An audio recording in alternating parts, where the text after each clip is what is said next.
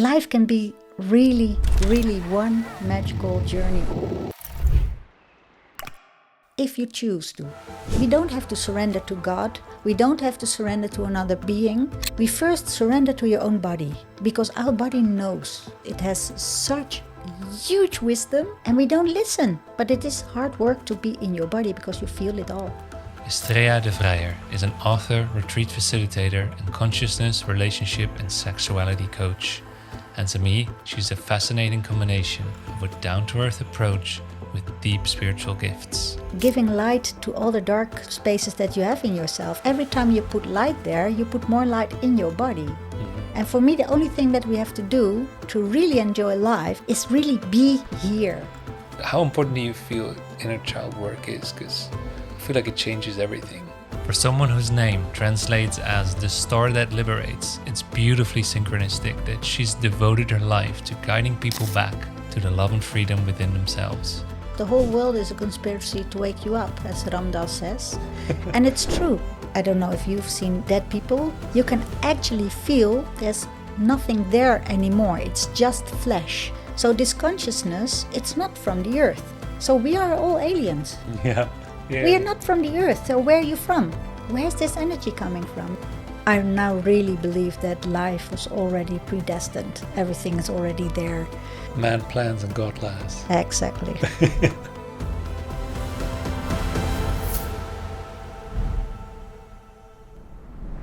Yeah, Estrella, I'm really grateful and glad that we get to sit down, and being in the darkness retreat, guided by you last year. I really became so fond of you and your energy and beautiful loving energy, and really glad that we get to sit down, because I feel like there's so much to explore from your journey of many of decades really, and of so many beautiful layers around spirituality and guiding people, and just how to live life from a place of love. Thank you very much. Very likewise. I loved our connection, and it's every time is different when you have people in the darkness. And some people really have a very good connection with, and you were one of them. So I'm really happy to be here.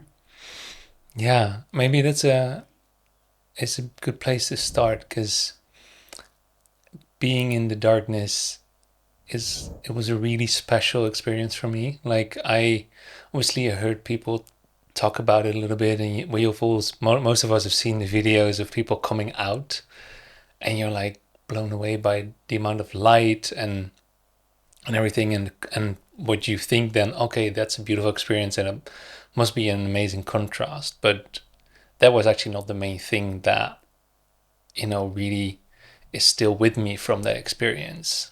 And I'm kind of curious, before we go deeper into it, like, can you share a little bit about what was for you the reason you started facilitating darkness retreats, and why have you done it in the way that you have? I did my own darkness retreat in Germany, and it was amazing. It was like you described. I just felt like I came home in myself. And when I came out, I felt so much more zest for life, and I had more direction when I was searching, okay, what's next for me? But then I had to drive back 5 hours the next day. So it's very simple why we built our own retreat. Our own place was really to have it for ourselves. So Eric, he wanted to do it at home, and I'm used to guiding people in all kinds of retreats. So guiding them in the darkness is not different for me than guiding them when it's light. So very easy answer, just for ourselves. Yeah, beautiful.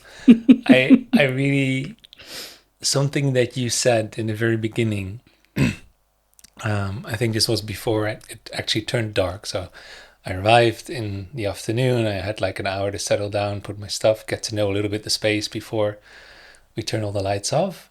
And you said, don't try to do anything. Yes. Also not meditating, not yoga, nothing. Just be, just surrender. Just be, and just be with whatever comes up. And somehow I was able to sink into that really quickly. But it also is really aligned with something that I felt more and more over the last couple of years. Is it's all about surrender. And the more we are doing something, consciously or unconsciously, we're also getting away from something else.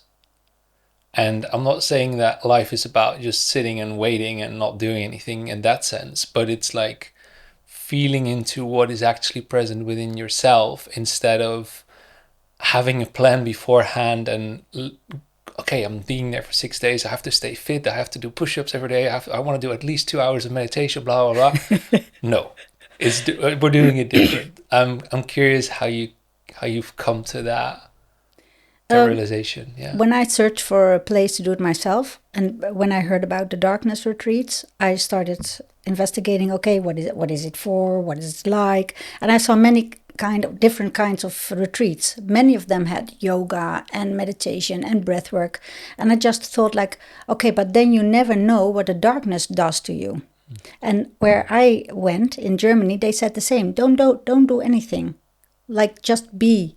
And like you, I immediately could surrender. And it was magical, just being with myself. And the first couple of days, I was just laying in bed. I'm a person that never just lays in bed. So that was very special for me. I'm always doing something. Yeah. Either I am just sitting outside and watching the grass grow, but still it's doing something. And there it was just like, yeah, just sometimes I would think like, oh, maybe it's time to have a cup of tea, stand up. And my body would just not stand up. So I was like, okay, I'm not standing up. Yeah. And just listening to what my body needed and what it, like I would sometimes would stand for hours, just stand on one place, rocking from my left foot to my right foot. And I thought, after a couple of days doing that for a couple of hours, I thought, what am I standing here with my hands in my pockets? And then I realized I never just stand still. Just stand still and do nothing. Yeah. Even when I'm watching, because I love nature, when I'm outside, I'm still walking there. Mm-hmm. So it was for me really like the realization, everything that I do, for me, maybe it's not for all people. Maybe some people need to do something because they will go mad in their mind, because everything comes up. There's no distraction. There's no light, of course, not even light. You can't see. The sounds are all muffled, like being in a womb. Yeah. And then whatever you do, it's still, what you just said, it's still taking you away from whatever wants to present itself. Every time I felt like I wanted to do something, it was because I didn't want to feel something. Yeah. Yeah. It's a deep realization. Yeah. That also is true, I think, in all, just life in general, not just in a retreat, right? Yeah. Yeah. What I noticed, because somehow I was really tired, and I think that really helped. So like I would just came back from Egypt, a lot of nights with not that much sleep. So I think this was like 3 days later or something. So I was still really tired, and that I think helped me a lot to step out of my usual pattern of doing a lot and wanting to control things, which is something I'm have been trying to unlearn for a long time, but it can be very stubborn. And somehow in that moment, I was like, okay, I surrendered. And I don't know, like, I think I definitely slept very long. Like I slept pretty much from dinner to breakfast. And you come in and 3 times a day in full darkness, you bring a meal, or two times, but you bring 3 meals. And then like the whole, everything just was just, I don't know, like how I think of time, or like how I experience time was different. Like I think there's been moments where I was probably a couple of hours that I was just sitting and being. But the only way to judge that is by the sounds outside that changed. Like I could hear a car drive by or stuff like that. But it wasn't like my inner world, time existed or was experienced in a different way. And then that was there for about 3-4 days, and then the last 2 days the mind turned on again. What you say usually is what people are experiencing the first 2 days, more and more. That was really challenging. Like I started to notice how long a day I was like, okay, now a day feels long. I wanted to get away from it because the mind was just racing and racing and racing. Whereas the first couple of days, there was also ideas, but it was insights. It was very different. And just to get to like that state of emptiness, in a sense, was very interesting for me, because it feels like, I think so many of us like are afraid of the dark, like literally as kids, right? Yeah, I was. Yeah. And then, but actually there's so much to gain in the dark. Like the seeds grow in the dark, like everything gets sprouted in the dark. And as we've talked after the retreat and also today, I feel like you have a very, like how you look at life and how you look at like darkness and light, like you have a very beautiful integrated way of looking at that. I'm kind of curious to dive into that with you. Like, how has that journey been for you? Like, to, how do I say, the lens that you apply to life and to challenges in life and to difficulties, how has that developed over, what is it, 30, 40 years of these spiritual practices? I think the start of my spiritual journey was when I was a mom, and then I think it all started when I had my last baby, my last child, like 30 years ago. And I had pelvic instability with that pregnancy. So I couldn't walk, I couldn't sit, I could only lay in my bed when I had a small baby and one of 3 and one of 5 years old. So that was like, for me, the only thing that I felt value in myself was as a mom. So I felt really always very worthless of myself. I didn't feel worth, because of all childhood trauma. And then I thought I was like, I'm like this natural mom, I love being pregnant, having my children. It felt like such a gift, being able to, my God, create life in your body, and wow. And then I had my first child, and I was like, I studied to become a teacher, so I wanted to be a teacher. And then I had this child in my arms, and no way, this is my child, I'm going to take care of it. And I was lucky that we could do that, because now it's become really difficult for a woman to stay at home. And then not being able to walk, not being able to be the mom, made me feel even, worse about myself. So, and then of course, all the programming of that time, we're talking 30 years back. So the man was there for work, and it was the most important thing in your life was your job. It was security. We have the Zwitserleven feeling, the advertisement that we had back then. You only safety lived, exactly. You only lived to become 65, and then you could enjoy life. That was more or less the message. Right. And then there was one point I felt so worthless. I was able by then, like it was half a year later, I got a book from somebody, and it was called About Pelvic Instability. And that woman, I read the book, and that woman never recovered. So I was like, and I was told I would never walk again because it was so severe.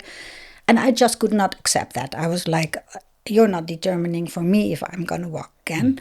So I got a bit angry. And then at one point I was sitting on my bed. I wanted to go to the bathroom. It was like 3 or 4 steps. I could just shuffle there. And I was sitting there, and I felt so worthless, because I felt guilty that Eric had to do all the work when he came home from his job all day. He had to take the children to bed. And I was, really at a low point. And I realized maybe I cannot walk again. The first couple of months I could fool myself into thinking next week it will be better. Next month I will be able to do more. And then suddenly there was this, I really thought, God, beam me up.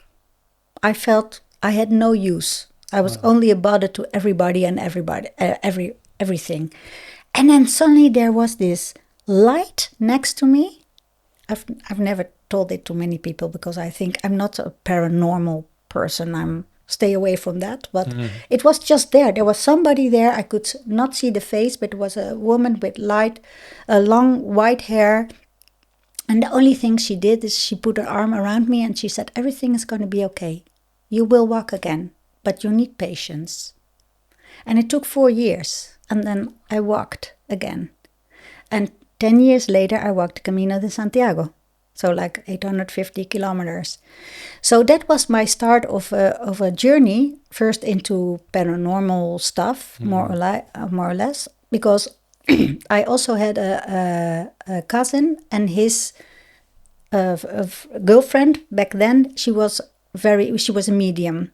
And I never told anybody, but I was like, in myself, I always used to go jogging, and I thought, the moment I can go jogging again, then I will be totally healed. But of course, I couldn't walk, so I never talked about being able to jog again. And then one day, it was like 2 years after the birth of my child, I came to a birthday of my grandmother, and she was there. And the only thing, we just met, and she said, hey, you want to know when you can jog again, right? I was like, okay. So that was just all these small things that happened that opened my mind up to another world. And then first I started to do some self-development courses and retreats. But then after, I think it's about 2008, 2010, around that time, I met somebody that became my spiritual teacher. And he was just the right person at the right place for me. So he taught me that, and all the things that I did before, all the self-development, it was beautiful, but it was also a lot of love and light, and you're beautiful, never looking really at your darkness. And he was like, every time my ego would answer, he would just get his lightsaber and cut off my head.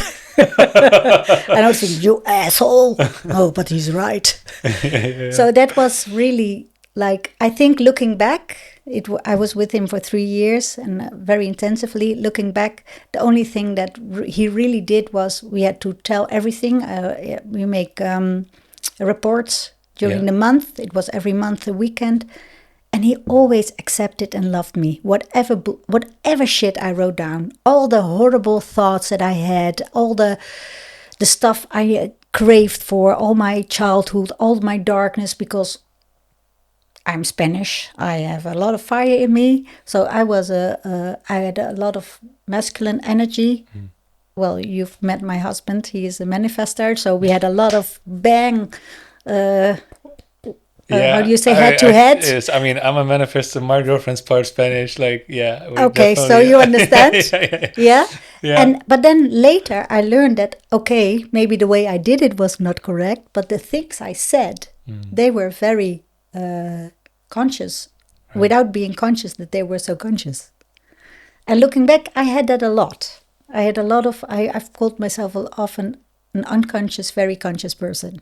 I was not aware that the things we were 18 years old when we met, Eric and I wanted to be verkering, you know, we wanted to date. Back then it was very easy. You kissed a couple of times, you said, are you going to be girlfriend, boyfriend?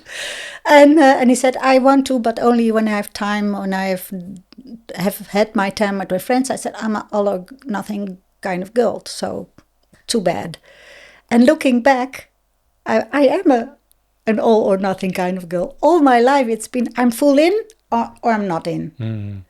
So looking back, I've said a lot of very conscious things that now when I say a couple of times the same thing, I tell Eric, please tell me back, because I don't hear what I'm saying myself. Oh, yeah. But that was the start. Yeah. That's cool. It's beautiful to have a mirror like that in a partner that helps you to see your beauty and radiance more yourself, I think. Yeah. He always saw the love that I had in me, even when I couldn't feel it or saw it myself. Yeah. That, with your spiritual teacher, what you talked about, it seems like a very humbling journey. Yes, it was. Oh my God. Yeah, I had to step over my ego many, many, many times. Yeah. And the times when I would drive there, because it was in the north of Holland, like 3 hours drive, And at times I would really, there was one time I really had to hold my steering wheel because I just wanted to turn away. I'm going home. I'm not going this weekend. They were the most transformative. But it was not easy. Because all the stuff that I learned about my childhood times and traumas, I did to my daughter. So I had to feel my own pain, but at the same time, I was literally puking my guts out every weekend because I knew, oh my God, I did this to my daughter. I did this to my children as well. So it was really, really tough times. But I'm so happy that I saw it through. Yeah. Yeah. It's life isn't supposed to be easy, perhaps. Or is it? What do you think? Well, I can do with a couple of easy years, please.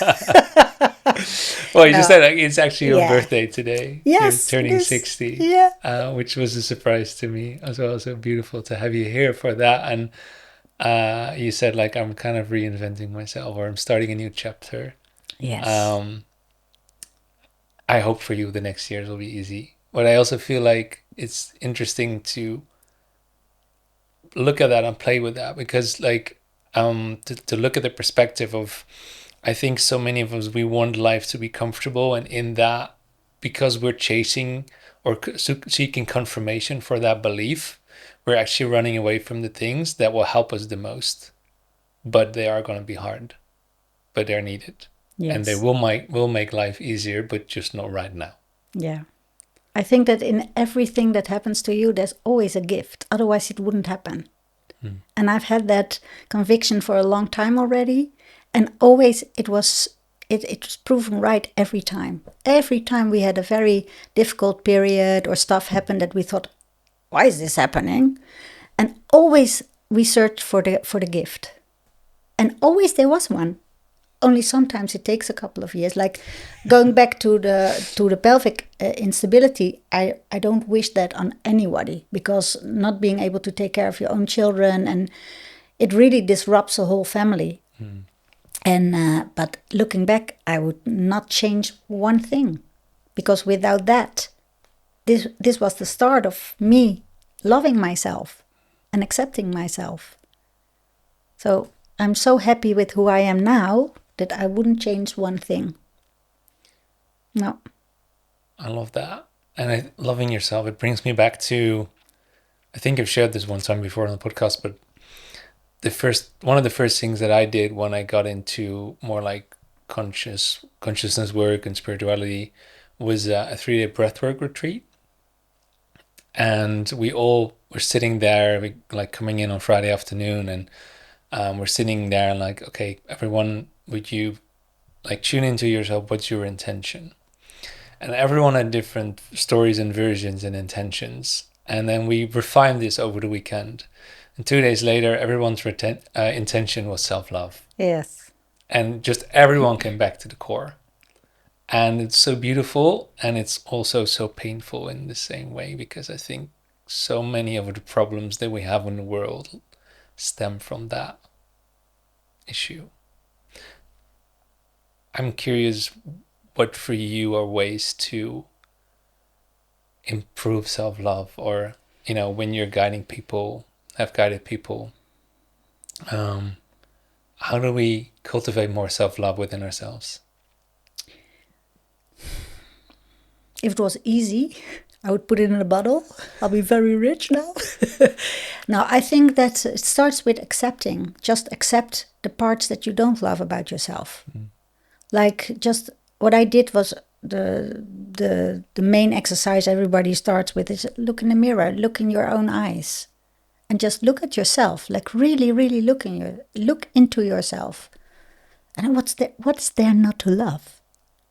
Because you have some traits that are not very nice. Okay, I had a temper. My temper is a lot better now that I got rid of a lot of old anger. But I had a temper. So am I a terrible person because I have a temper? Or am I a terrible person because sometimes I envy people or whatever? Why? Why is that immediately something that's not good about you? It is something to work on.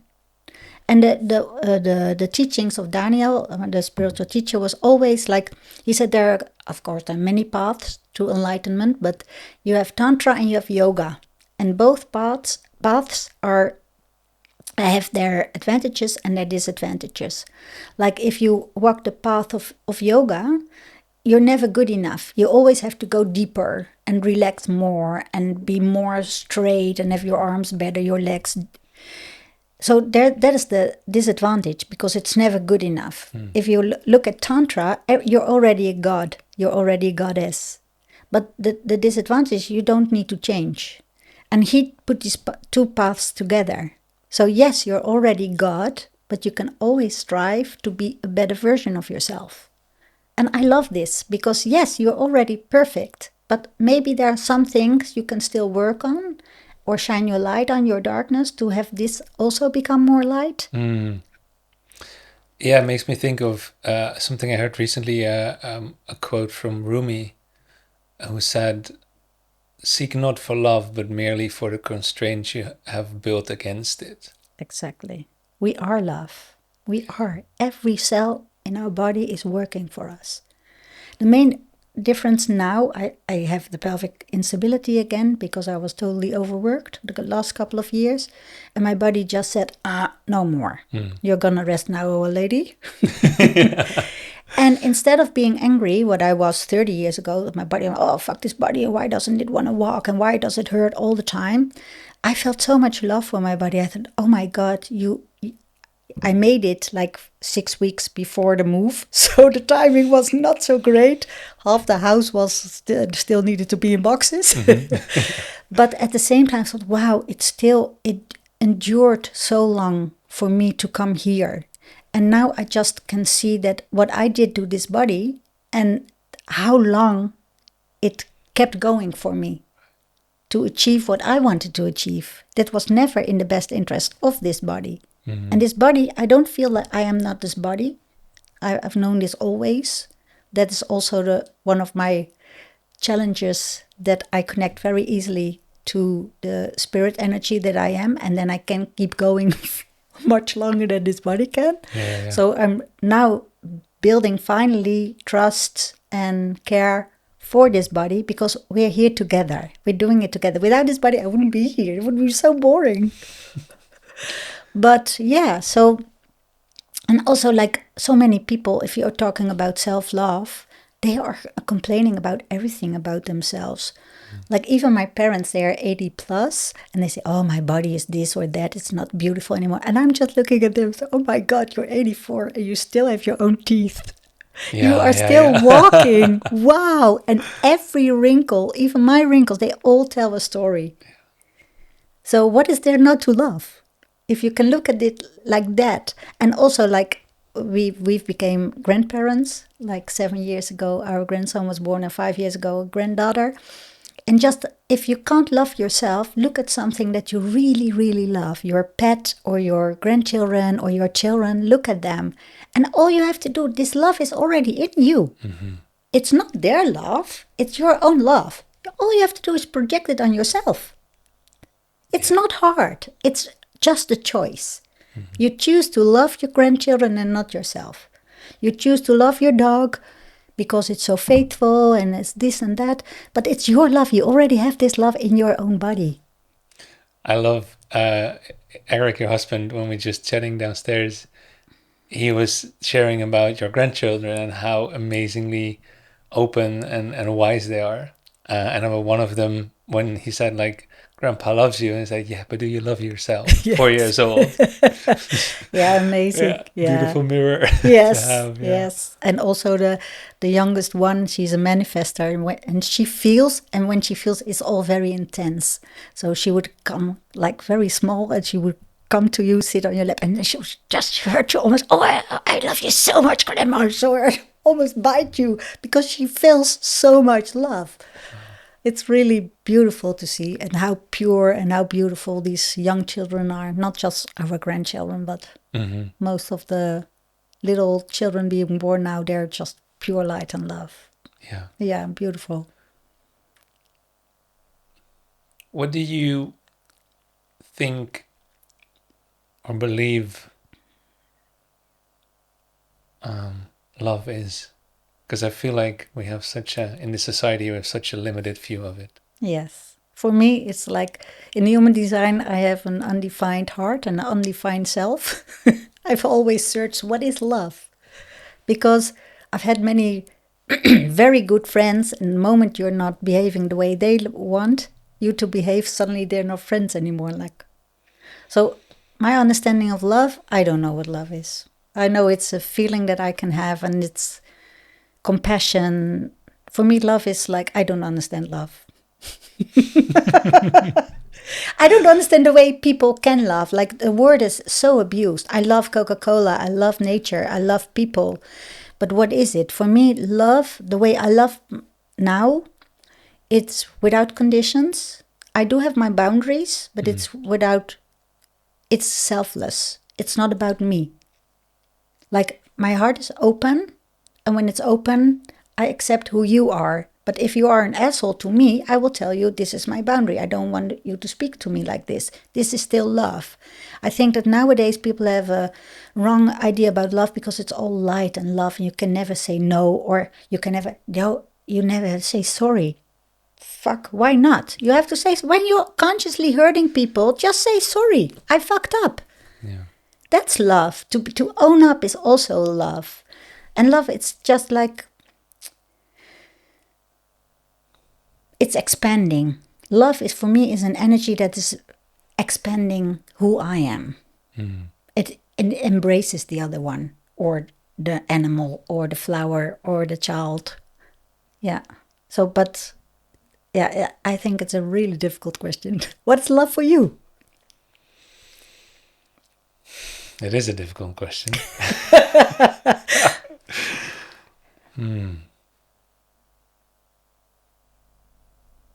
The thing that makes life worthwhile. But ice cream and chocolate also.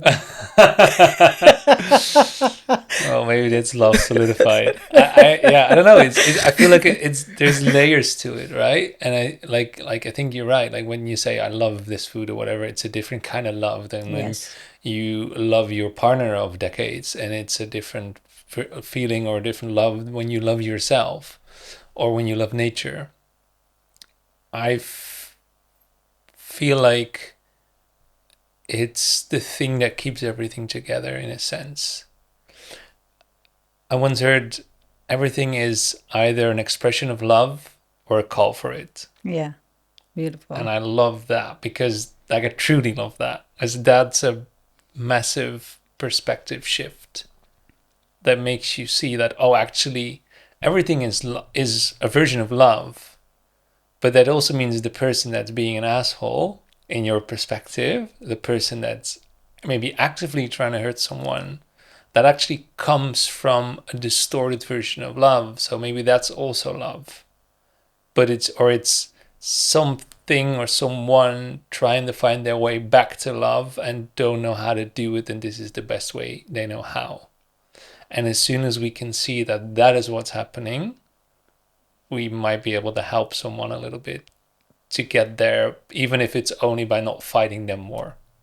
I don't believe that, which is a very like slippery slope, to think that you know what someone else needs.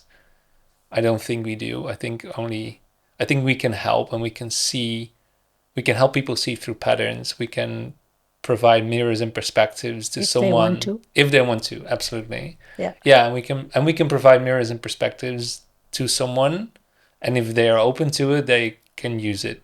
And if they're not open to it, they will either lash back and like provide you with a different perspective, or make the situation worse. Makes But you doubt even more, is this really love? yeah. Yeah. So what is love? Yeah, I think it's like someone said to me, like it's the fabric of everything that holds everything together. I like that idea. I don't know if it's true. I don't know if we will ever be able to prove it, but I will sleep better at night knowing or believing that behind the infinity behind the things that we can like where our understanding stops, where our experience stops. Behind that is love and not randomness or something scary. So that is your world. So that's the world you're creating. And I'd love to be a part of that world. So if other people think otherwise, that's up to them. But Yeah. for me, that's a cold world. Like you say, like we've noticed a couple of times now, this is the second big move that we've made in our lives. Every time we were packing our stuff, we were packing the love as well. The house was just a house after that. When I would value so much what happened in the place or the house or the land, but it's you. And then there's still a beautiful house, still a beautiful place, but the love is gone. And then it's totally different. It doesn't appeal anymore to me. But there are some people that still love it. So for them, that is perfect. Yes. But what I've learned now that I'm 60, that is really like, for me, loving my partner is not different anymore from loving my children, my grandchildren, my mother. I love my mom. I was so happy like a year ago. I said to Eric, I love my mom the same way I love my grandchildren. There's no difference. There's not a difference anymore. So when I feel like my heart is totally open, I love everybody in the same way. You say not anymore. Why was it different before and what changed? Before it was like, well, my parents, my father is from Spain, my mom is from Holland, and they moved back to Spain when I was 12. I stayed in Holland, so we were 2 months. My parents were in Holland, and then they would move back to Spain for 2 months, so off and on. And so I didn't have a very easy childhood growing up. And like many people, I'm really happy with everything that they did, because that made me to who I am now. And my mama is like, the personality that my mom is totally different from who I am. So that clashed for a long time. And even though I have forgiven them, because, yeah, I see that they did their best. I think every parent does their best. Maybe 0.001% doesn't, but Yeah. but it was not what I needed. And for a long time, even though everything was different between us and it was okay, still,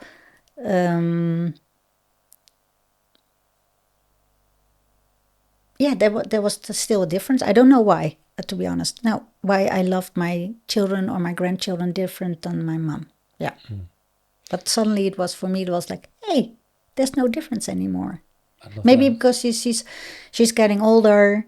Her body is often in pain, like I experienced for many years in my life, and I see now many beautiful traits that I have from her. Yeah, she's so strong, never complaining about the pain, and just keeps going, doing what she can do. And I think that people, when they grow old, are either the people that become bitter and angry, and the people that become very, very vulnerable. And I'm really happy that my parents are becoming more vulnerable, and that you can, like, the roles are reversing now a little bit. Yeah, right. Yeah. I also feel like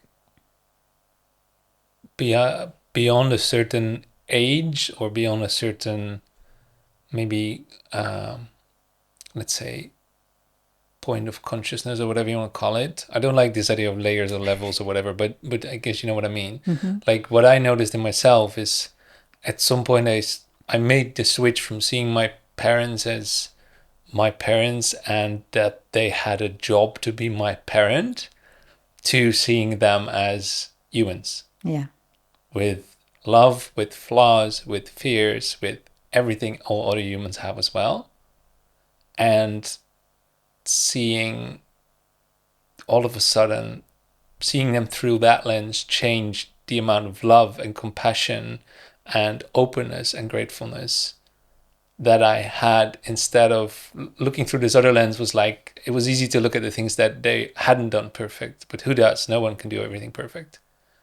And now it's like, no, I actually it's hard to see things that, like, of course they're there, but I'm not focused on the things that they're not doing perfect anymore.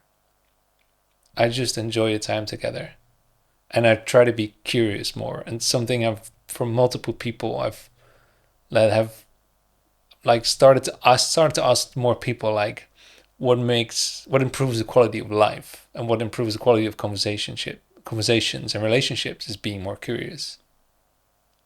If you look to, if the goal of a conversation for you, for someone, is to put your perspective onto someone else, it's not going to be a pleasant exchange. No. If it's going to be for you to be curious and to learn, it's going to be very different. That person will feel seen. That person will feel interesting. And you will get to see a new version of that person or a new part of that person you haven't seen before. And I feel that more and more with my parents. It's really, yeah. And through that, I also see more love because there's more of them I get to see that I get to love. Yes. Yeah. I think that I started doing that also with my kids. Sometimes we would all sit on the table with the kids, the grandchildren, and my dad who lives in the summers, often lived with us. And then I would just look around, like, if I don't know you, would I like you? What would I think of you? And then it's so beautiful to look at people that you've known for so many years already, to look at them like that. And sometimes the answer would be, I don't know if I would connect with you today.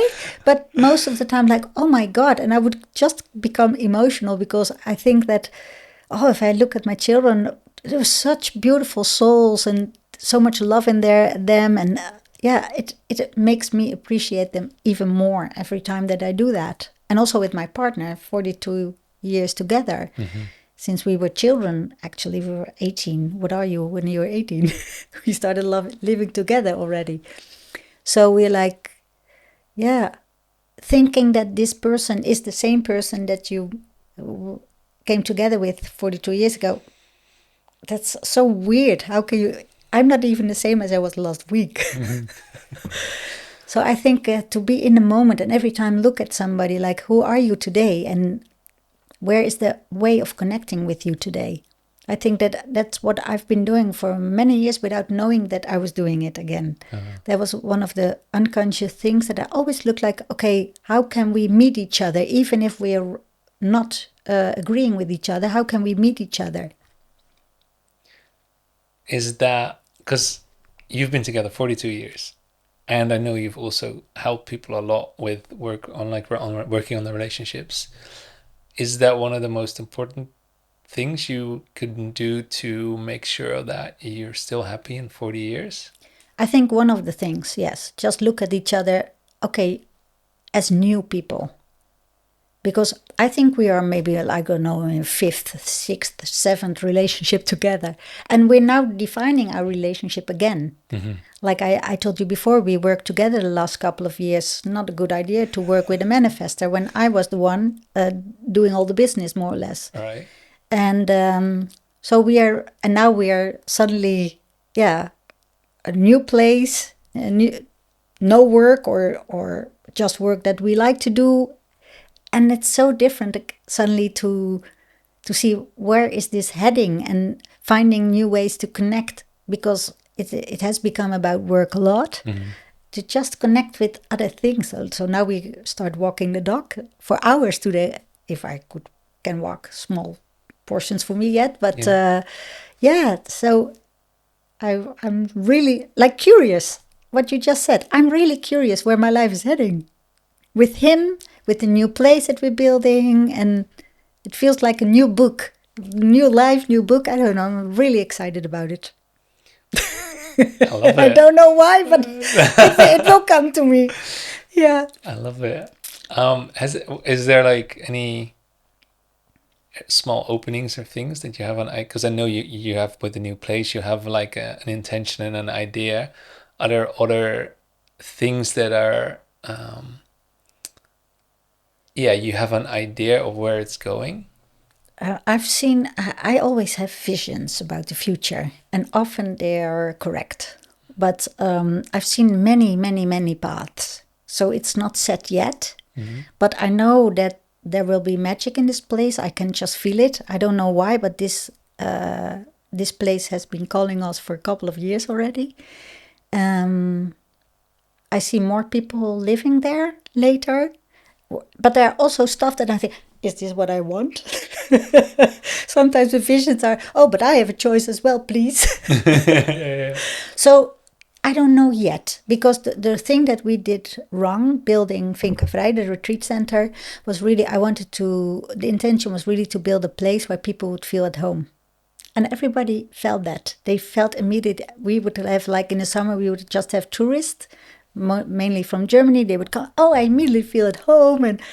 But I forgot myself, because we were working 7 days a week. That was never the intention. We wanted to build something that we didn't have to work so much. And this place is first for us. So first we're going to build a home for us, and then we'll see.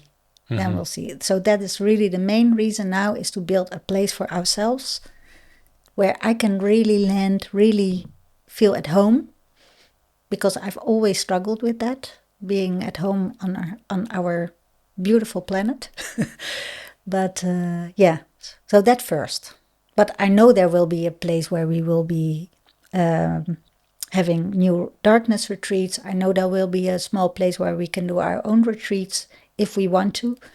There will be, of course, another apartment for my dad, who is still amongst us. So let's hope he can have some beautiful summers there. And I want to build again a beautiful ecosystem with a forest and flowers and less work. Permaculture. Permaculture, yes. But yeah, I see many beautiful things coming. But the direction the road is going, I don't know yet. Step by step. Yeah, I think that's beautiful. You said, I've not always felt at home on this planet. No. Why not? I don't know. I always felt like I don't belong here. Yeah. I was like, it's now an anecdote where I am like 2 years old or 1.5 years old, and I run after my granddad, my Spanish granddad in Spain, and my mom always said, yeah, you never wanted to put your feet on the earth, even if when you could walk. And I realized now that I never felt safe. So I was not ready to put my feet on the earth. And I saw that with my grandchildren as well. So the moment they wanted to be carried, I just carried them until they were ready to be here. Because I think it's a huge transition for us beings. Like we all say, like, yes, we are human. No, we're not human. We are energy, we are consciousness, and we live in a body. But where, if you die, you can, I don't know if you've seen people, dead people, like, it's different from sleeping. Yes, you very can different. actually feel there's nothing there anymore. It's just flesh that's left. So this consciousness, it's not from the earth. So we are all aliens, more or less. Yeah. We are not from the earth. So where are you from? We don't know. So, but this transition to go and to really connect to this body, it took me, I think, 30 or 35 years before I finally looked at my hand and realized they were my hands. Wow. It was literally, oh my God, I see these hands, but they're my hands. That was the first time I am getting goosebumps all over. I really felt for the first time that this was mine. I don't know what I was thinking before. Yeah, I was just going to ask. Wow. But yeah, and that has become more and more and more so. And especially when I started to live on prana and not eat anymore, being fed by the universe and feeling this body so quiet and so... That was for me the biggest surrender that I could have to the universal spirit. Like, really trust that it provides everything. But even there, like you don't eat and you don't drink for 3 days. And then even last day you do breath work, like very intense breath work. And you're like, I can't move this body. I'm so tired because you haven't eaten, you didn't drink for 2 days or 3 days. And then suddenly the energy is there. Where's this energy coming from? It's all source energy. So we all drive a lot already on this source energy. And I feel that the more you improve your battery, more or less, we started doing tantra because of that. For me, tantra is really connecting really with your own body first and then connecting with somebody else. And it was really about making your battery of all the energy that your body can hold bigger and bigger and bigger. And I think that then also giving light to all the dark spaces that you have in yourself, all the sadness, all the traumas, all the bad thoughts that you have, the critic that you have in yourself. Every time you put light there, you put more light in your body. And for me, the only thing that we have to do to really enjoy life and to be is really be here. There's so many people that live up here. They're not in their body like I used to do for a long time. And now I'm really embodied. So that's why what I do is I don't, like we were in an Ayurvedic retreat just a couple of weeks ago. And then at the end, we got this list of all the foods that we could take and you don't take according to your dosha. And all the foods that I could take, I loved. All the foods I couldn't take, I don't like anyway. And that's for me because I've started to listen to my body like 15 years ago, 10 years ago. Okay, what do you need instead of what do I want to eat? What do you need now? Yes. And then all these likes and dislikes were according to my dosha. If we really surrender first to, we don't have to surrender to God. We don't have to surrender to another being. We don't have to surrender to a teacher. We first surrender to your own body because our body knows. It knows. It has such huge wisdom. My body can make a whole human being. Come on. It knows exactly what to put where, what cell needs to be a blood cell or a bone cell. And we have such tremendous wisdom and we don't listen. We don't listen to it anymore. So that's for me, the first surrender was to myself. And with that surrender, I started to surrender to the bigger picture because then you realize there's so much more than just yourself. So then I started to surrender to the universal spirit or God or source. For me, it's all the same. And then, yeah, that's what makes my life magical. Because then I meet magical people. I'm suddenly here, my 60th birthday, having bought a place that is like, for me, magical place that never went on the market because I came there because of my bees. It's like life can be really, really one magical journey if you choose to, because everything is a choice. Everything is a choice. But it is hard work to be in your body because you feel it all. You feel it all. You feel all the shit you put others through. You feel all the shit that you went through when you were younger. And you have to deal with it. Not get lost in all the stories about how it was, but just feel it and feel the abandonment that you felt when you were 2 years old or 3 years old. And the moment that you felt it, maybe some people need to feel it 6 times before it's gone. Other people, they only have to feel it once or twice, and they feel it is so in depth. And it's just gone. Yeah. It doesn't hurt anymore. It doesn't trigger you anymore. But it all starts with being in your body. That's like nice to sort of touch on the first thing that we talked about, because like that's what I noticed in the darkness as well. It's like not doing anything. The only thing that's there to be with is your body and the feelings that arise, and to not go into stories and not try to change it. Like, oh, I'm feeling sadness, or I'm feeling grief, or I'm feeling physical pain, and not try to move or make it different, but go into it, feel it. And every single time there was like more space, Exactly. more love, more beauty. But it's like it's such a paradox in life where it's like there's the cave you fear to enter holds the treasure that you seek, right? This beautiful quote. And it's like there's this massive space of pain and fear and darkness, and you don't want to go there, and you're trying to keep away and whatever. And then as soon as you enter it, the thing that's there is the love you've abandoned. Exactly. And it just washes over you and cleans every cell. And all you can do is just cry. Cry. And Exactly. be in that. And Cry it feels so all day. good. I cried so much in that darkness retreat. So By beautiful. myself, but also when you beautifully guided me through some exercises of like connecting to the love within myself and the inner child, and healing certain parts. It was really, really beautiful. And I love that. Like how important do you feel inner child work is? Because I feel like it changes everything. It's the only work that really needs to be done. All the other stuff is not necessary. When we all heal our inner children, the world is different already. Yeah. That's really a strong conviction that I have. And I think that nowadays, when you look around, we all talking to little children. They're all little children, like 3 or 7 years old. Some are 12. But still, they all react from this point of pain. And when you're not aware of it, that makes it harder for yourself because you don't understand yourself.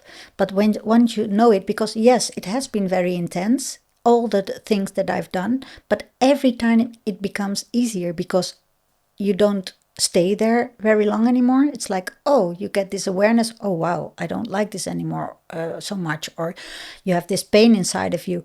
You cry. If you really cry, a cry that you're really letting out all of it, it's never longer than 20 minutes. And that's long, 20 minutes. Yeah. It's never long. So people that cry for 3-4 days about the same stuff, they're not letting go. Yeah. They're holding on. And they cry, but at the same time they become a victim of their own story.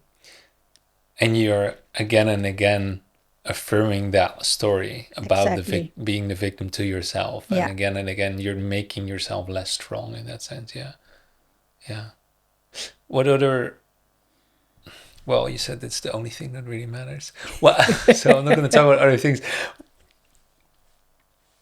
What are effective ways of doing that by yourself? Because it's beautiful to have someone guide you through it, and it's, I think, can be very effective. But what is something that we can all do when we recognize, oh, I'm now in my wounded inner child? Yeah. It's really easy because the whole world is a conspiracy to wake you up, as Ram Dass says.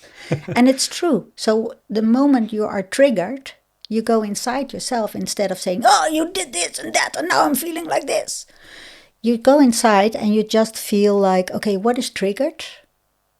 And where does it come from? Like what trauma is behind it? And then often you just cry because you don't feel seen, you don't feel loved, you don't feel appreciated. And you go back to that and you take this little child in your own lap and you imagine yourself sitting there and you tell them they are okay. They are beautiful as they are. And sometimes you need to hear that it was never your fault. You did nothing wrong. So just keep comforting this child in you that is still hurting. Because it's like a tree, right? We planted like 6,500 trees on Vinca in the last 11, 12 years. So we planted a tree that was very, very like a pencil. But this is still inside the huge tree that are standing there now. Wow. It's still the same. Layers The center, outside of it. Yes, exactly. So it does grow and it does become a mature tree, but the center is still there. And if that is rotten, the tree will still die. That's a beautiful metaphor. Yeah. I love that. Nature is full of metaphors. It's like we are nature. You just look outside and you will see what you need to know. But it's really easy. Just like comfort yourself. Don't blame other people for your feelings. It's really taking responsibility of yourself. Yes. And that's, I think, one of the hardest things that is happening right now in the world. We are all challenged to take our responsibility for ourselves. In the face of everything outside of us looks to be Exactly. so bad that we should be putting our attention there and we should Yeah. save everyone else. Exactly. But you Save. can't We're save doing her. it for the other one. Yeah. No. First, start with yourself. Don't do it for the other one. If your body is saying, for instance, I don't want any shit being put in my body, then who is somebody else to say, you need to do this for me? Like, be true to what you feel and have the courage to say, no, for me, this is a no. I feel a no. If you want to do it, you do it. But don't blame others. Take responsibility for your own health. And if it backfires because you chose wrong, don't blame the other one. You made your own choice. But that's hard, right? Not being able to blame somebody else, that is one of the hardest things. Because how easy is it if you hit your knee to a table to say, fuck, stupid table. It's nice, but the table doesn't hurt, so that's okay. But if you would do something to me and I immediately say, Lars, you're an asshole because you did this or that, what is the point? Yeah. And it's like, I think it was just yesterday or the day before, I had another one of those moments where it's more and more happening now where I notice that everything in my life is there to teach me something. Yeah. And it's just about, are you aware enough and open enough? And do you dare to be vulnerable enough to yourself in a way to see it? Like I was somewhere and it was like a man, I think it was in the gym, and it was a man that was like working out with a lot of noise, throwing weights around and like, like a lot of sounds and stuff. And then I was annoyed a little bit. And then I was like, okay, I'm annoyed. Hold on. What's within me? Oh yeah. A part of me is afraid to take up space. Because that was what this man was doing. It's taking up a lot of space. Yes. And I was like, oh, and I just did what you did. Like I just sat with that part. It's like, okay, it's okay to take space. And then I wasn't bothered by the man anymore. Exactly. It's really so that simple. It's so simple. Yeah. But it's not, and it's actually, once you get used to it, it's actually not that hard anymore. Because you know what's on the other end. There's more freedom, more space. But the and first time it gets easier. The first time you're really, I feel like this, maybe you have to hold this child maybe 10 times. But the more you know that, this is happening and it's only making me more beautiful, so you can just embrace it. But it's all about choices. I wrote this little book like, I don't know how many years ago, Keys to a More Loving and More Sexual Relationship, also with yourself. And it was there, I wrote it, and these words are still so true. Everything is a choice. You have a choice to be in your head or in your heart. You have a choice to blame others or to look inside. You have a choice to love somebody or not. You have a choice about everything. So, and even if bad stuff happened to you, you have a choice how to deal with it. Because then always people say, but I didn't choose a child that it becomes ill or dies. No, of course not. Nobody chooses that. But still you have a choice. Does it make you hard or does it make you more open and more vulnerable? And do you, like that way, celebrate still that life that was there? And I think it's, everything is just a choice. You could also have said, this asshole ruined my whole morning at the gym. I'm not going anymore when he's there, because that was also a choice. And you chose to go inside and heal yourself. Yeah. For free. For free. You didn't pay a session or whatever. You did, Absolutely. Yeah. And I mean, it was some things were needed for me to learn that, but once you're there, yeah. So I'm really big on practical ways to do it yourself, because I think it's the only way we can actually we can get to a state of healing the world, in a sense. Like it only happens if everyone does the work, and if they're not, everyone can be like, not 20% of the world can be a healer or a teacher or whatever. People just have to do it themselves. Yeah. And sometimes it does work. Like without my teacher being a mirror to me all the time, and all the time telling me when I was off. That helped me a lot. Of course. But a lot of the retreats that are now, they only tell you how beautiful you are. They never say, hey, you fucked up. Can't you see? You only want attention because you're jealous. Like, sometimes it's very good to say that to people. Yeah. Are you sure you're not jealous? Because I feel like you really want the attention that somebody else is having. Like, if you say that with love in your heart, what I've noticed always, people can hear me. They can accept it. Sometimes they don't like it. But still, when they go inside, and sometimes it takes a couple of years, and then after a couple of years, I suddenly get an email. Thank you. I really projected a lot of shit on you, but you were right. Yeah. And kudos for them, because I think it's really to get over yourself in that way. Yeah, beautiful. But it's all like, but I think that's also my age. We don't have to be somebody. Just be yourself. Just be in your body, enjoy life, and then you're a gift for everybody around you. A little while ago, you kind of quickly passed on prana. I would love to go deeper into that, because the first time I heard that, I was like, what? Like, people don't eat and don't drink? And they're healthy? How does that work? I know a little bit now, but let's start there. How does that? And I know you don't necessarily understand how it sort of works physically, but like, how is the experience, and how do you get there to make the choice to do that, to live in that way?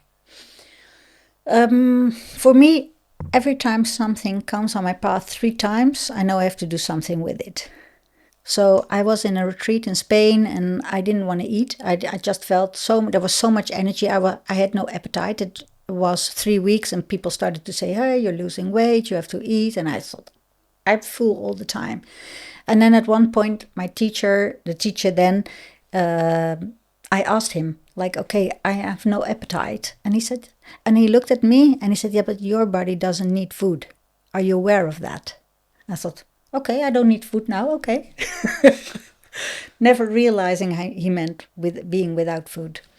And then I already read beforehand that there was a yogi living in India for 40 years, and he was totally being tested in a hospital for a couple of months, even with cameras everywhere.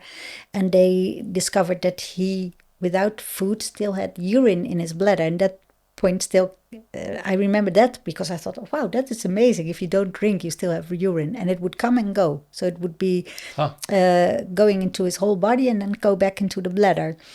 And then there was that teacher, and then we built Finca Vrij, and 2 people came and they wanted to do their retreats, and they lived on Prana. So that was the 3rd time. And I said, okay, now I have to participate. I wanted to do it really because I had a lot of allergies. And my body could not have many foods like milk or meat or colorings or anything artificial. And I just wanted to get rid of the allergies. So that was my purpose of doing it. Eric wanted to do it also for being more free of his food addictions, more or less, like the coffee or the sugar or the chocolate. And so we did it. And from day 1, I never was hungry. The retreat was for 1 week. And like I just said, you don't eat and you don't drink for 3 days. Normally, the medical world says then you're dead. Well, I'm still here. But like I said, for me, it was the most convincing part for me was like, hey, I didn't eat like, my house and where the retreat center is, like 70 meters. We would walk there in the morning because we would sleep in our own house.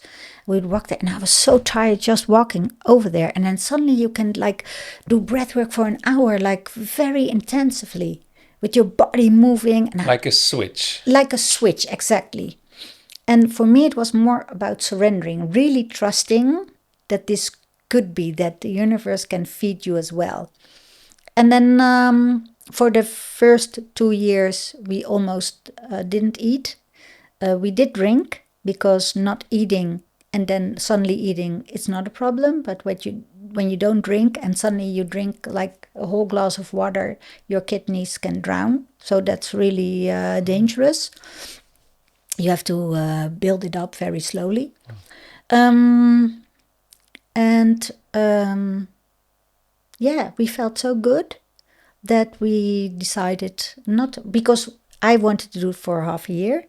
So then my intestines would be totally healed and all my allergies were gone. But it felt so good that we kept doing it. Yeah, for a long time. At this moment, we do eat sometimes because we've noticed that eating is also like connecting people, making a meal together. Yes, of course. And we really miss that. So when the kids are with us, we eat with them. Or like on special days, tonight we're going out for dinner. But we,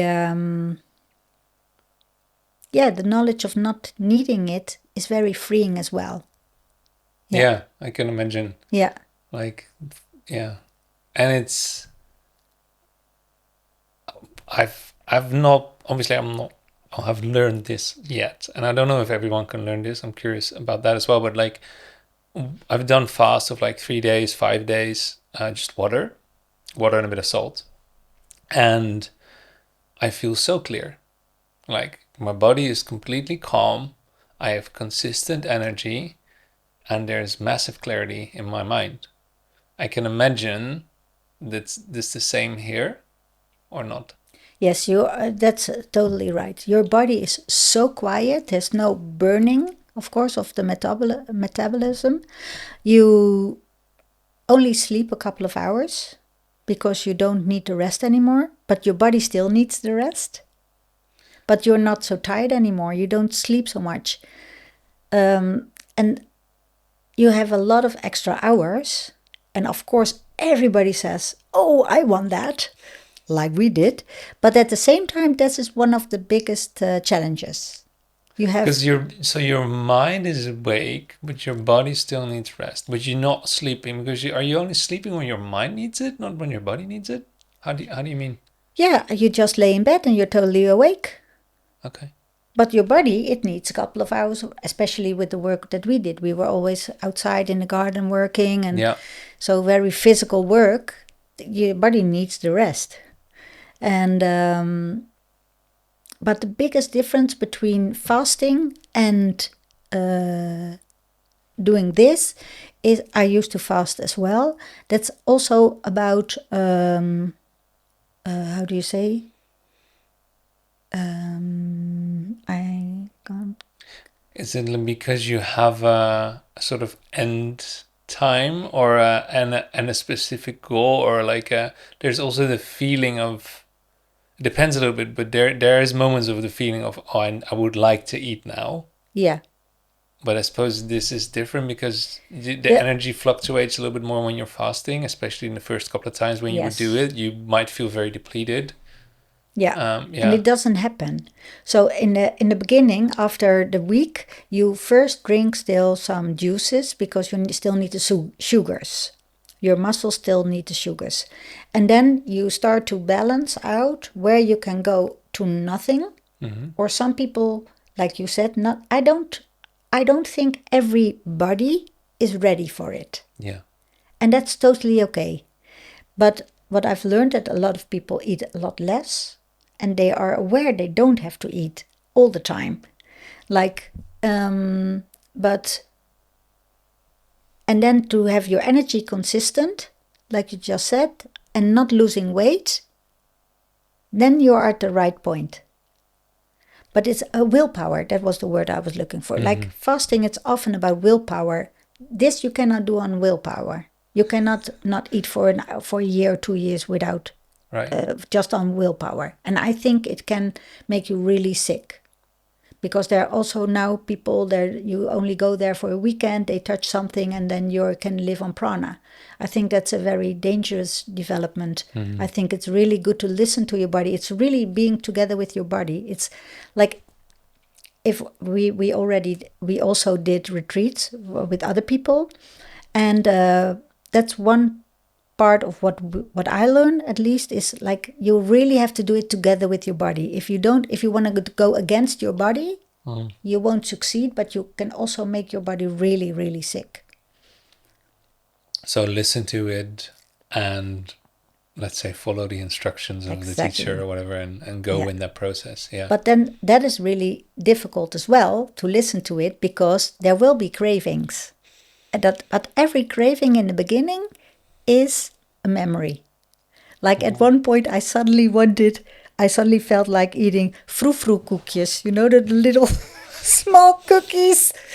And then I suddenly realized, oh, but we always got these cookies at my grandma's house, and we felt that just needed the coziness of a family together. Oh, right, yeah. So, it's too specific as well to...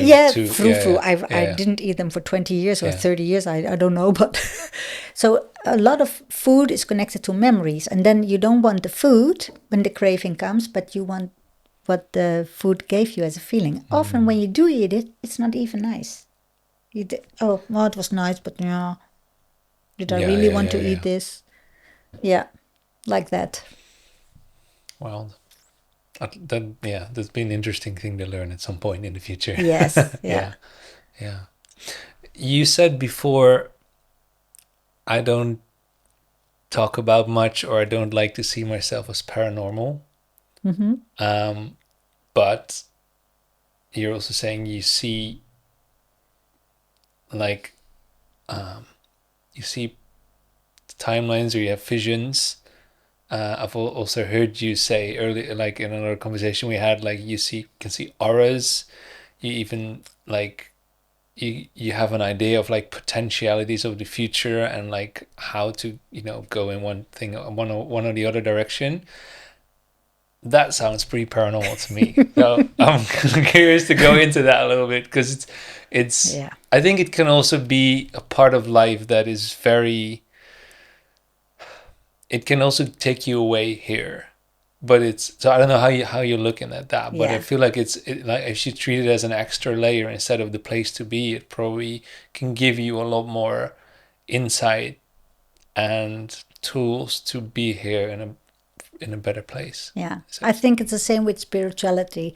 Those are two terms that have been used in so many ways, like paranormal. What is paranormal? I think we're all paranormal.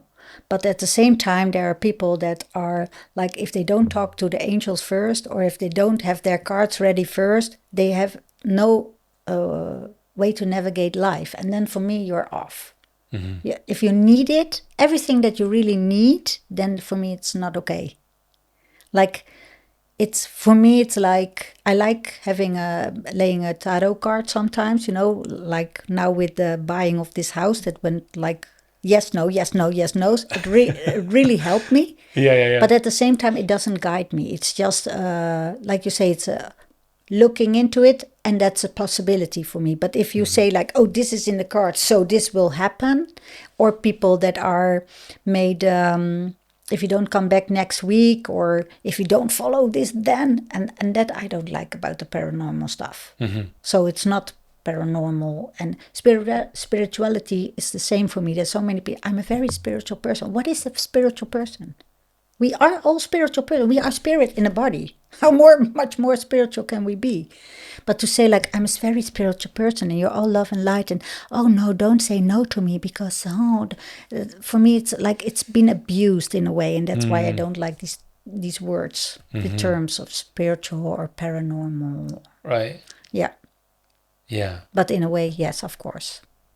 Yeah, it also made me think of what, and I think, I'm not sure this is the one that you shared, but I think this was day 1 or day 2 of the darkness retreat, and maybe good for people to have a bit more of an idea. So I was there by myself in my own room, 6 nights and 5.5 days in complete darkness. And you and a few times Eric came in twice a day, with first time breakfast and lunch, and the second time with dinner, and also to check in how you're doing. And it was great because, especially in the last couple of days, like I mentioned, like I needed a bit more guidance, but also at some point I really felt like, oh, there's so much, like I was feeling some pain or some things, and I felt like I needed to connect with that.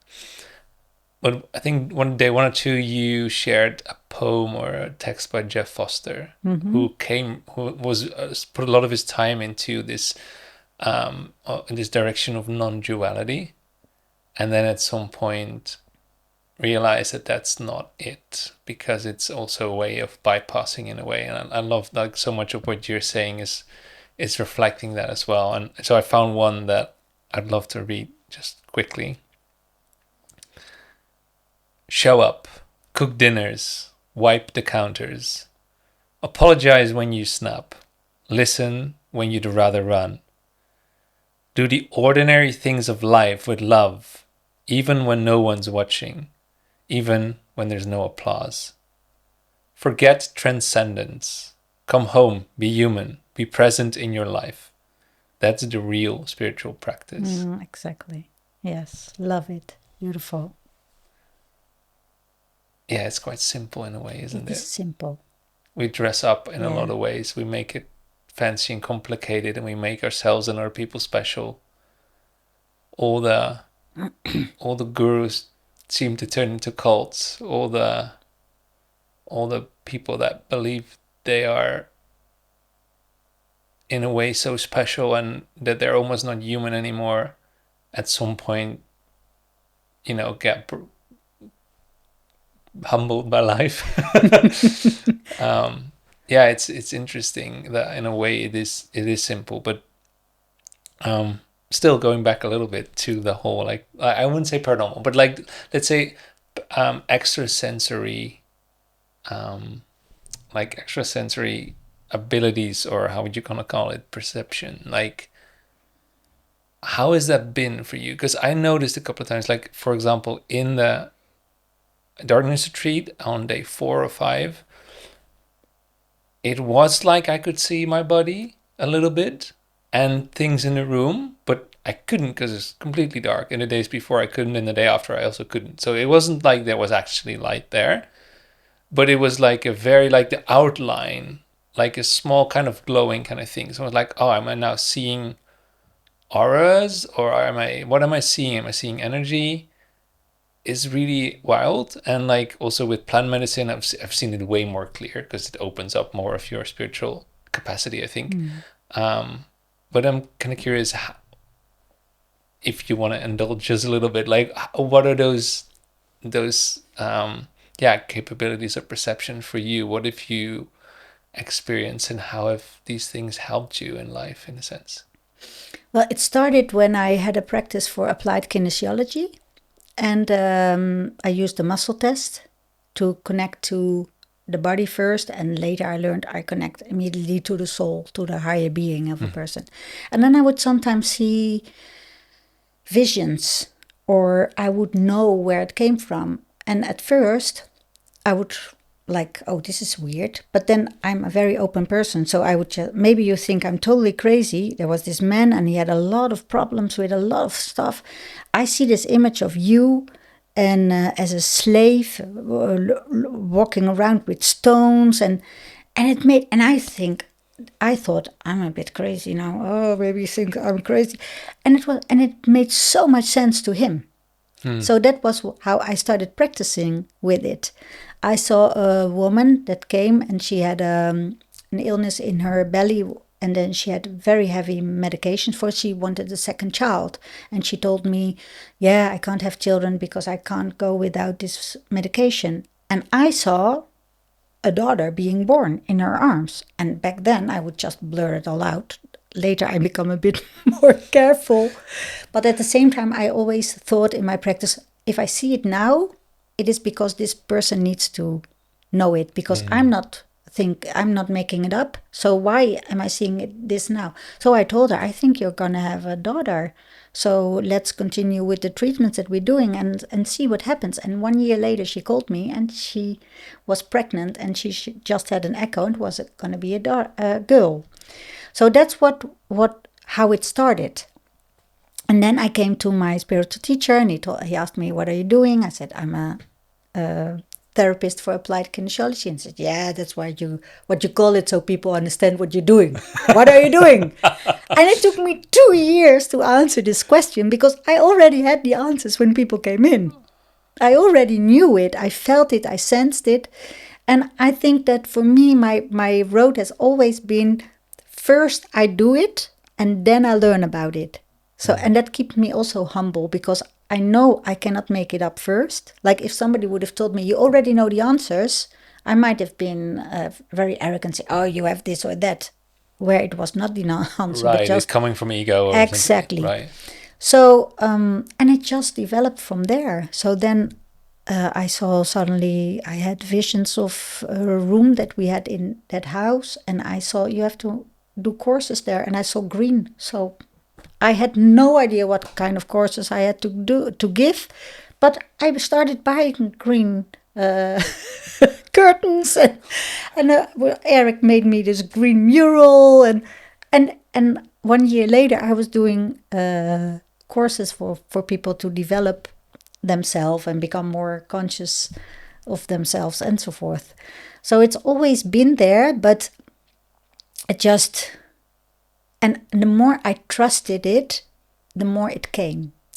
So, and for me, the last years, like I saw both my grandchildren, and I now really believe that life was already predestined. Everything is already there, where before I would still doubt. But like I saw I was at the birth of my grandson. I saw him already 2 years before he was even made. And I saw an image of this little blonde boy naked with 2 little boots, walking on Eric's hand, walking on the path that we had in front of our house. And then a couple of years later, he was 2 years old walking, and oh my God, this is exactly the image that I saw. And then it happened again with my granddaughter, and I would talk to her, like even more like telepathically. I would be talking to her, and every time. So to this, before I was born, like to the soul. Yeah, Yeah. when she was still in her mom's Okay, belly. Right. Yeah. I would rub her belly and would say, hello, I'm your grandma, I can't wait to meet you. And she would say Rose. And I thought, why is she saying Rose? Because I knew my son would never choose this name. And so at the third time it happened, I said, I don't know why, but she's saying a Rose, just Rose, not I am or whatever. And now her name is Rosa. Yeah. And then there was one point, and my ex-daughter-in-law asked me to also be there for the delivery. I said, I'm not sure that I will make it, because we now live more than an hour away, and a second birth often goes faster. And we were sitting at the table one day having a coffee, Eric and I, and suddenly out of nothing I put my hand on the table. Now let this child come. And I was like, huh? What is happening? And it was her.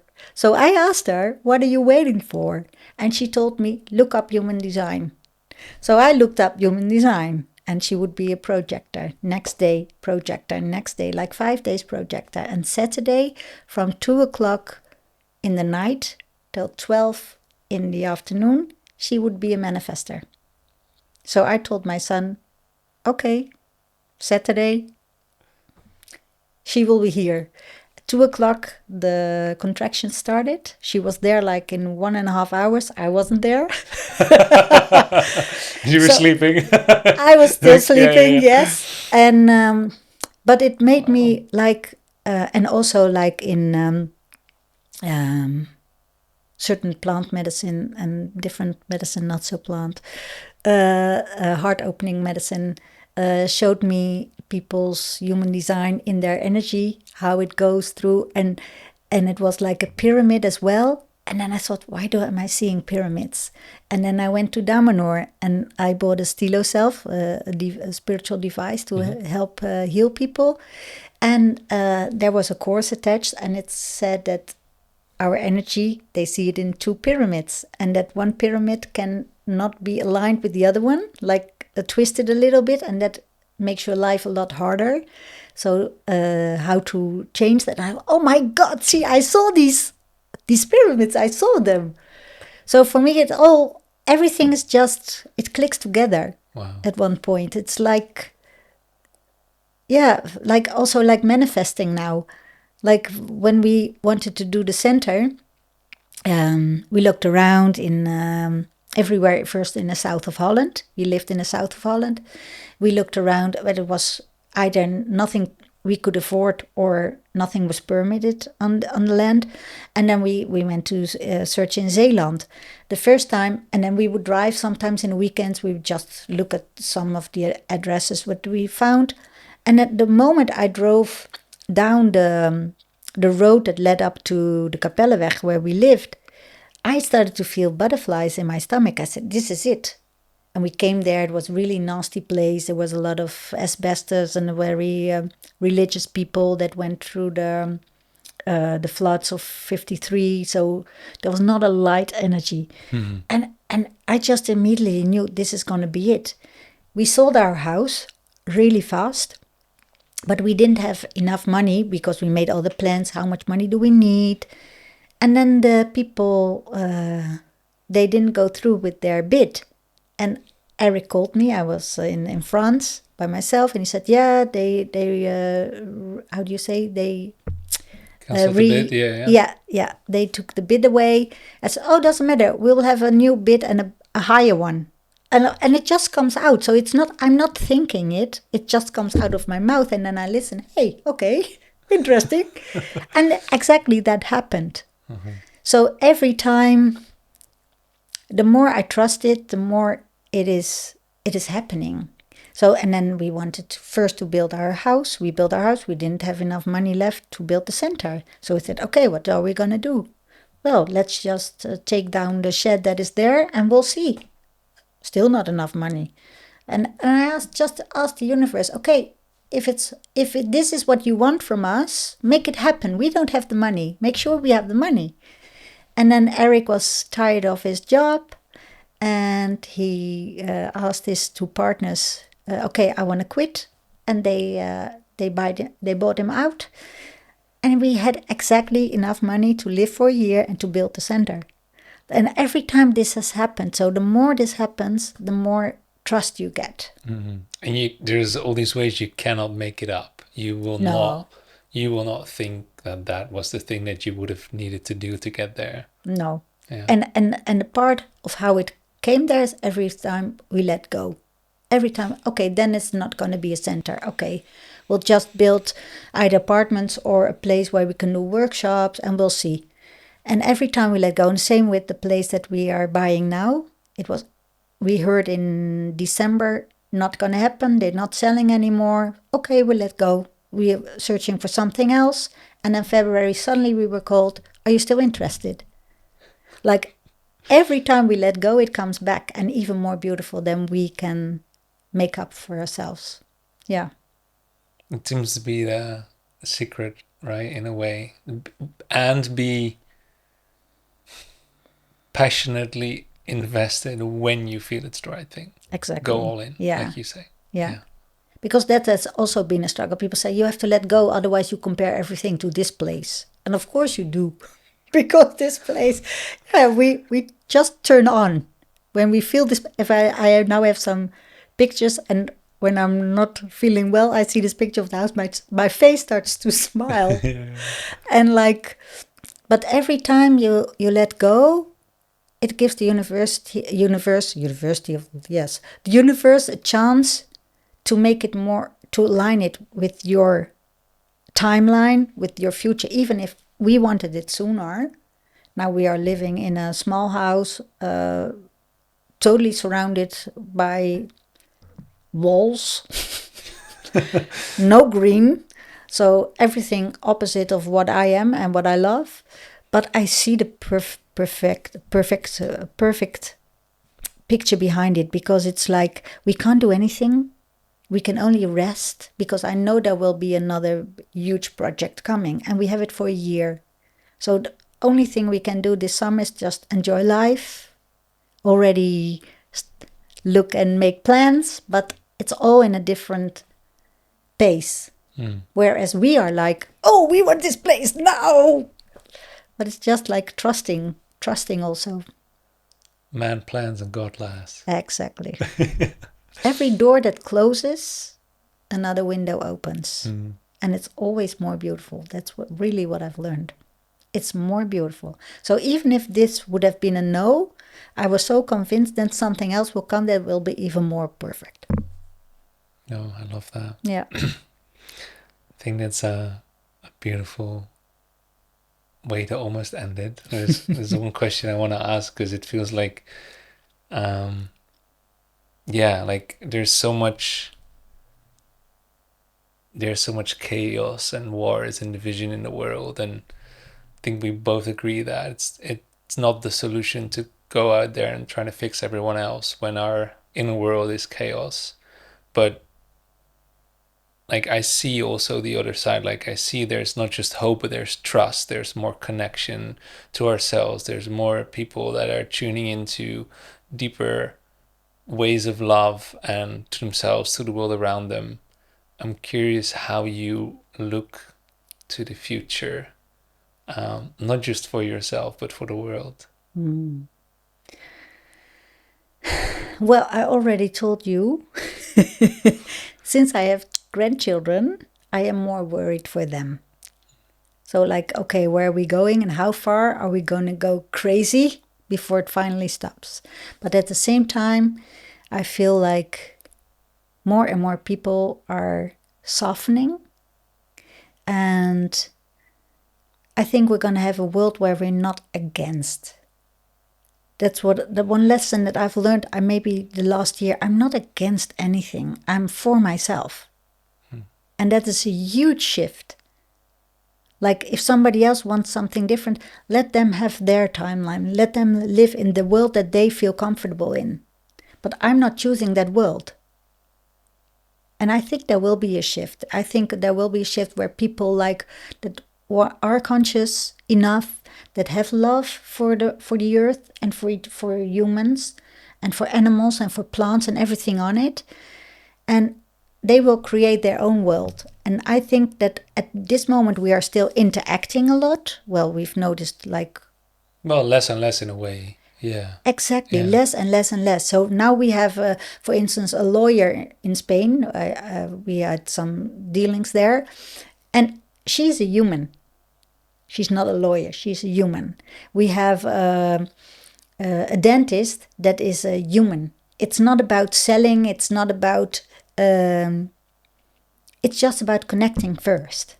So I think these two worlds will separate more and more. And sometimes it's not easy, because I've said goodbye to some people. For me, they don't belong in my world anymore. Like, in my world, I want people that I trust, that are not backstabbing you the moment they are not getting what they want. Mm-hmm. And that's my choice. And I'm not against them. I'm for myself now. And I want to create this world where we are love, where we are soft, where we can be vulnerable with each other. Like, what good would it have done? Like, if you were in the darkness and trying to hold up this personality that you want to be, you would not have gained a lot. Yeah, 100%. There are people that have come that want to be an inspiration for others. It doesn't work. You cannot be you can be an inspiration for others when you don't want to be an inspiration for others. Just live your life, embodied, and suddenly you're an inspiration that you never asked for. Like, for me, it's like a connection that I see with you. And when I look in your eyes, I feel softness, I feel love, I feel consciousness. That is, for me, the new world that we're creating. And that's what I meant. Like, the love that I feel now for you, look in your eyes, is not different for the love that I have for Eric or for my grandchildren. It's just connecting energies, matching. They are matching because they vibrate on the same level, more or less. Not meaning that other people are less, not at all, but they choose different. Again, there is the choice. They choose differently. They choose power or name or be somebody over first just being human. We are nature, we are mammals, and we are living in a herd. We are more comfortable in a herd. We need each other. We can't do it alone. We need each other. So why not do this in a vulnerable, open way? Hey, I need you and you need me. Let's be there together for each other. Because if I give, you give, we both receive. We don't have to like, oh, but I need this. Give it to me, give it to me. No, just be. And being vulnerable, it's beautiful because it opens up everybody. Mm-hmm. I see it around me, especially men. I saw it in my son when he was very hurt and he tried to solve it first all himself, and then he became vulnerable. Our home, all our family, they just opened up more and more. You feel compassion when somebody is vulnerable. You want to take care of them. But when I'm not vulnerable and say, "Oh, I'm hurt. I'm a victim. You need to help me," your heart doesn't open to help me. But when I'm here vulnerable and saying, "Okay, I can't do this now," I don't even have to ask, and you'll be there for me. Mm-hmm. That's the world that I want to create. And I think we are getting there. I hope I live long enough to really experience it, that we're there far enough that everybody around me will experience it, because I already experienced it many times. So let's see what happens. I'd love to build that world with you. Yes. Yes. Thank you so much for this wonderful conversation. Thank you for having me. It was really delightful. And to everyone watching, listening, I'm so grateful to have you here and to have you being part of this journey. Please don't forget to subscribe so you will also be there for the next ones. And looking very much forward to see you again next time.